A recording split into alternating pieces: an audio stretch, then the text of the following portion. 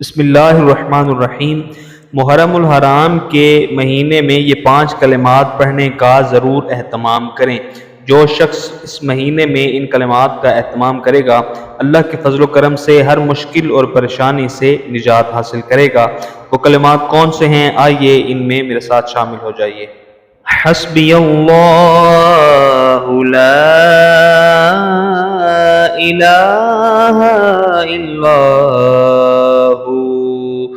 هو عليه توكلت وهو رب العرش العظيم أستغفر الله العظيم الذي لا إله إلا هو الحي القيوم وأتوب إليه بسم اللہ الرحمن الرحیم ولا حول ولا قوة إلا بالله العلي العظيم بسم الله الذي لا يضر مع اسمه شيء في الأرض ولا في السماء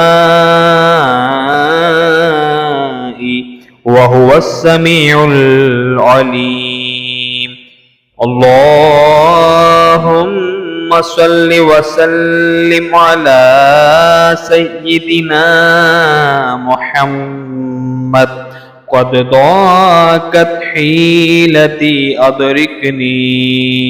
أدركني يا رسول الله